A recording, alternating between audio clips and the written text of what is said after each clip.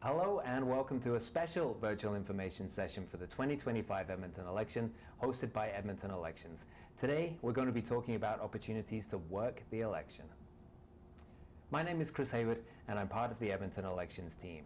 Before we get into the presentation, I'll begin with a land acknowledgement.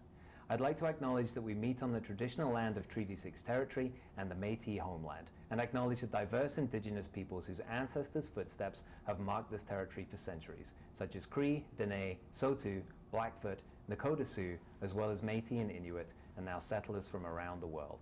Through listening and learning, Edmonton Elections is working to deliver an election for Indigenous peoples and settlers from around the world who continue to be welcomed here and who call Edmonton home. I'm joined today by Aileen Giesbrecht, Returning Officer for the 2025 Edmonton election, who will share some important information about opportunities to be an election worker.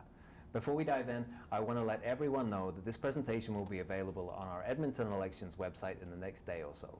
If you haven't already, there's a lot of great information there. Please do head over to edmonton.ca/elections to check it out. Okay, here's what you can expect to hear this session. We'll share some quick information on Edmonton Elections, and then we'll move on to explain what's new and how it affects the election work opportunities this October. We'll walk through the different roles and how to apply.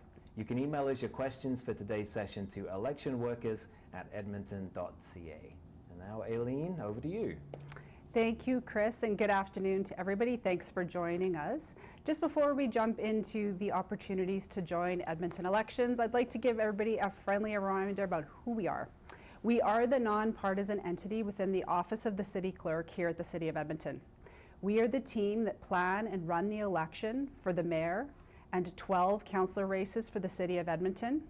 We also run the election for 9 trustees for the Edmonton Public School Board and 7 trustees for the Edmonton Catholic Separate School Division. So now on to our topic for today, opportunities to join the Edmonton Elections team. There are some consistent themes within local elections in Edmonton. Edmontonians show up. They show up to run, they show up to vote, and they show up to work. Every 4 years, our team grows from a small collection of individuals to a team of over thousands of workers that are needed to make sure that the election goes smoothly. Every election is different, and there are some pretty significant changes for this upcoming election. You may already have noticed some of these.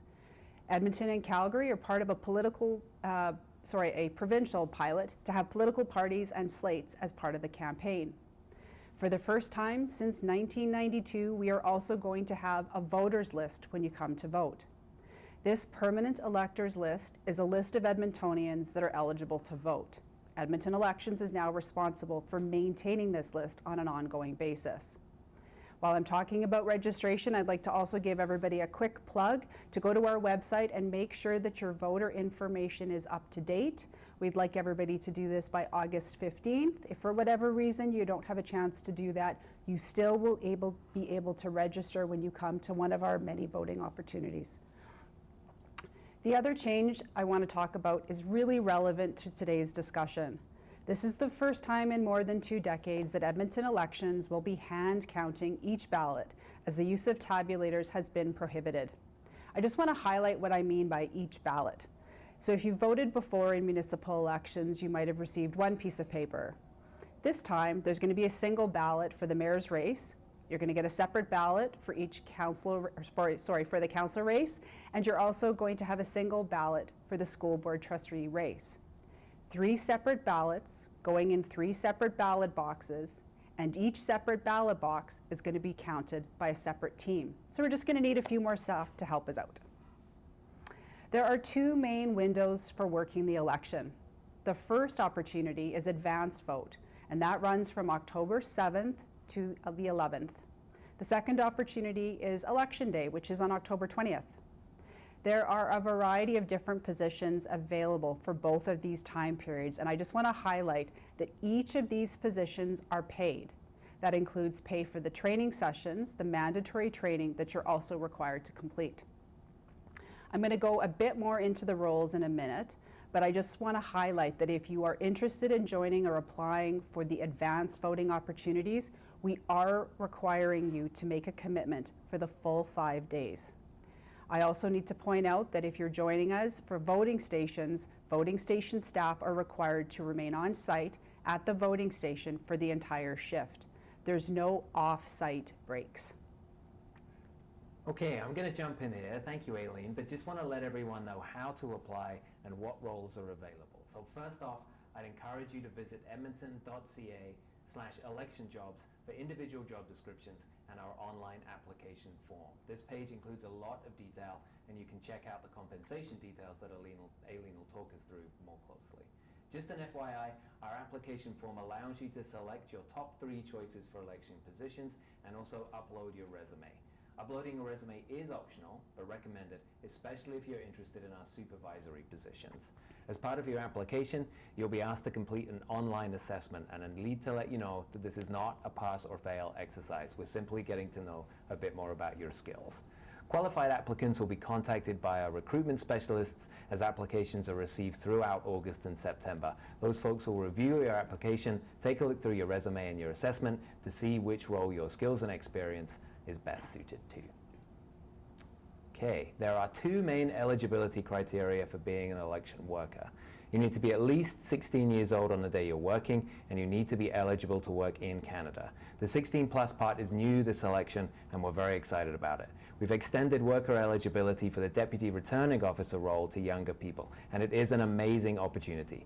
You'll get hands-on experience doing multiple tasks at a voting station, and you'll also get a letter from the returning officer that you can use as a reference. So if you're 16 or 17, or if you know a high school student who might be interested, please tell them to apply. Working in an election is also an incredible opportunity for Edmontonians who aren't yet eligible to vote, such as permanent residents. And if you speak a language other than English, you can really make a difference. Voting can feel intimidating, and having someone on staff that speaks your first language can make a real difference to a voter. We're hiring for 5 main positions, and I'll hand it over to Aileen again to say more about each of those roles over the next few slides. Thanks, Chris. Just before I jump into the slides, just a quick question. Do I need to be eligible to vote in the upcoming election to put in an application and join the Edmonton Elections team? No, and that's an important distinction from some other orders of government or elections you might have been interested in working. No, you don't need to be an eligible elector to work the Edmonton election. Thank you for that. Wow. Okay, so now I'm going to spend the next few slides, as Chris mentioned, talking about the 5 different primary roles. So the first one is the role of presiding deputy. This is a role for leaders with experience supervising teams and that you have a knowledge of general election processes. You will be the primary lead at the voting station. You are also going to act as the liaison between election officials, scrutineers, and other representatives. You are required to be 18 years or older, and you do need to have access to a cell phone for this role. A little bit more about this role. The PD, or presiding deputy, is going to be the one responsible for leading the setup and takedown of the voting station. You're going to ensure that the voting processes run efficiently, effectively, and are in compliance with all legislative requirements. You're also going to be assigning the roles and responsibilities to election workers within our guidelines, and you're going to be connecting with visitors throughout the day. Really important that you ensure all reporting is accurate, and you're going to be resolving issues that arise throughout the election process.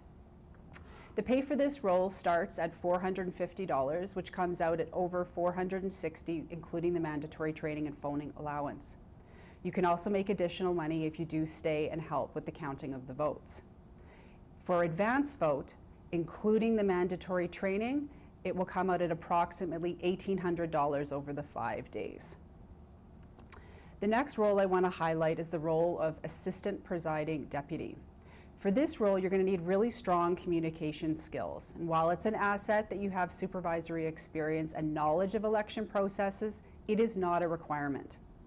This role involves working very closely with the presiding deputy, stepping in wherever needed, including taking over responsibilities of the PD if required. You are required to be 18 years of older, and you do need to have access to a cell phone. So in this position, you're going to also help setting up the voting station and taking it down. You are going to also have to be very organized and help the voting processes run efficiently. You're going to be instrumental in tracking ballot usage, records, and data collection, managing ballots and essential supplies, and you're going to be coordinating with resupply when needed. The pay for this role starts at just under $400, which comes out to over $500 with training, more again if you stay and help count votes. There also is going to be an advanced pay, which is the 5-day shift, including the mandatory training, which comes out at just about $1,550. The next position, and this is probably one of the positions we will have the most of, which is the DRO, or the Deputy Returning Officer. And as Chris mentioned, we've opened up this opportunity to anybody that is 16 years and older. This does require strong interpersonal skills. You're going to be greeting voters, you're going to be managing the registration process, issuing ballots, and overseeing the security of the ballot boxes. Note that unlike previous roles that we've discussed, the Deputy Returning Officer does start at 7:30 in the morning. There are also multiple Deputy Returning Officers at each voting station, unlike the PD and APD. You're going to be rotating through various positions throughout the day. You might be the greeter, welcoming voters and confirming that voters are in the right voting station. You're going to be helping manage lineups, because there's always lineups on elections. You're going to be answering inquiries and providing accessibility supports. Throughout the day, you're also going to be the voter services clerk, verifying identification, managing registrations, and issuing ballots to voters. Throughout the day, you're going to be the ballot box clerk, ensuring that the ballots are going into the right ballot box. Again, assisting with accessibility inquiries and being a floater to optimize the entire voting process flow. The pay for this role is $325 for the day, a little bit more for the training, which again is mandatory. And again, you can make a little bit more if you stay and help to count votes. The advance vote 5-day shift, including the training, is approximately $1,300. Okay, still my turn. We've got 2 more positions that I just want to talk about, and this really does involve the ballot counting. The first role is the count supervisor. This role is perfect if you're a leader and you have experience supervising a team, and you also have worked in an area like bookkeeping or accounting. You do need to be 18 years or older, have access to a cell phone as well as a vehicle and a valid driver's license. You're going to be leading a team of up to 20 count workers to ensure votes are counted accurately and all legislative procedures are followed. You're going to be organizing your staff within your precise count location, reviewing the processes and answering questions to ensure compliance. You are also going to be responsible for collecting and compiling information, ensuring that forms are completed accurately. This position is going to require some driving and the use of a personal vehicle in order to return supplies once the counting processes have been complete. Okay, last process, and then I'm going to turn it back to Chris. The last position is a count worker. The count workers are the ones that will be sorting, validating ballots, counting, and recording the votes. For this role, you do need to be 18 years or older. You're going to be preparing the ballots by sorting and stacking them, and we'll talk more about the counting process in an upcoming information session, so be sure to tune in. This role will be counting votes and recording the results on designated forms. There are lots of forms to be filled in on election day, and every one of them needs to be completed correctly. And again, you will be responsible for supporting the site cleanup as well as the closure. Okay, back to you, Chris. All right, thanks, Aileen. So now Aileen has told you a little bit about what you'll be doing. I want to tell you a little bit about why you should do it. Firstly, you'll play a vital role in ensuring that the election is a success. We're looking for enthusiastic individuals who can help make this election a smooth and successful one. We literally can't do this without you. You'll also get the opportunity to experience firsthand the excitement of an election. As an election worker, you play a critical role in enabling Edmontonians to elect their local representatives. From setting up safe and accessible voting stations to greeting voters and helping them cast their ballot, your work provides reassurance that the democratic process is in good hands. You'll also be able to make direct connections with your community. Your community needs you. This is a wonderful opportunity to work alongside your neighbors, meet new people, and contribute positively to your community. And it's fun.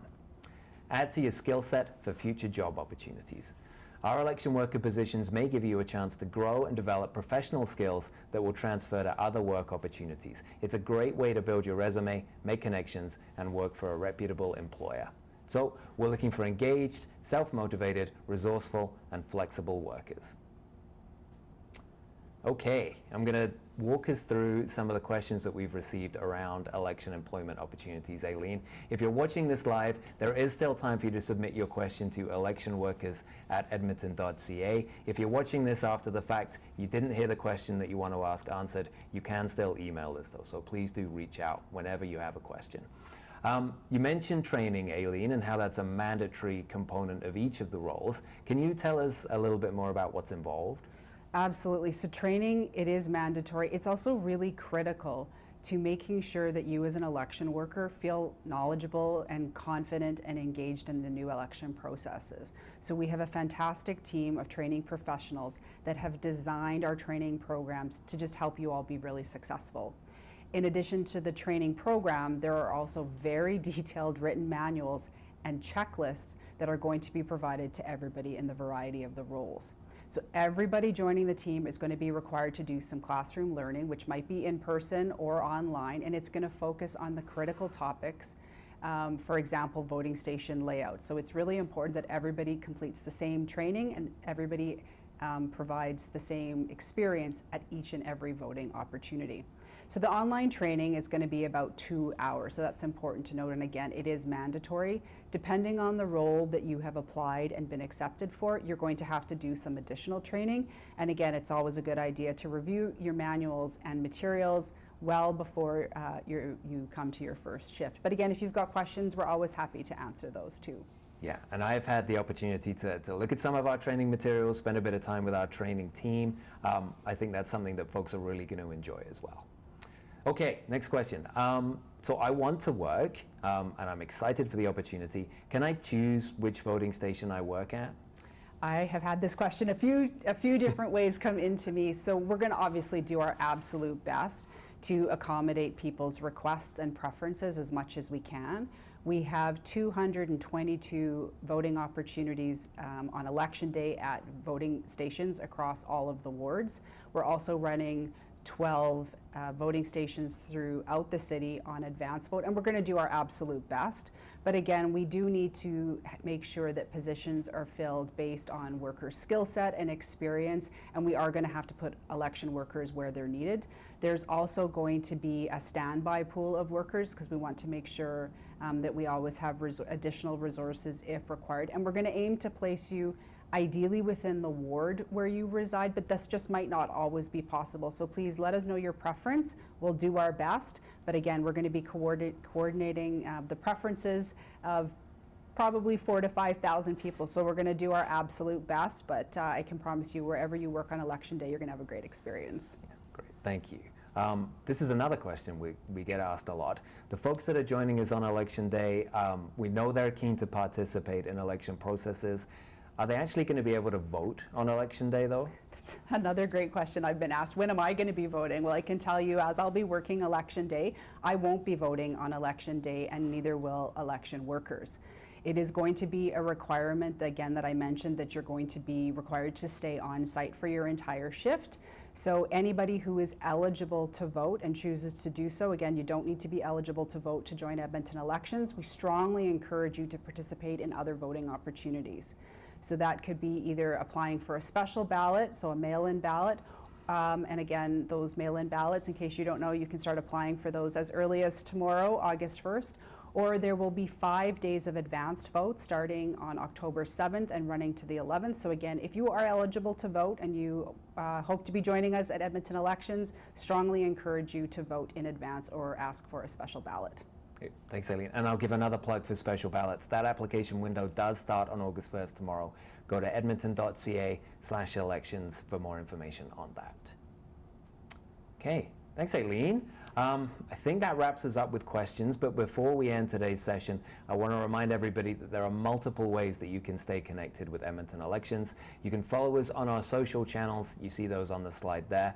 You can always visit our website. It's edmonton.ca/electionjobs for employment-specific information, and edmonton.ca/elections for more general information. Email any questions that you have to us at electionworkers@edmonton.ca. And lastly, sign up for our e-newsletter for regular updates. You can find the link to subscribe on edmonton.ca/elections. And with that, thanks to Aileen for walking us through election job opportunities, and thanks to everybody who joined us today. We hope to see you at a voting station soon. Goodbye. Thank you.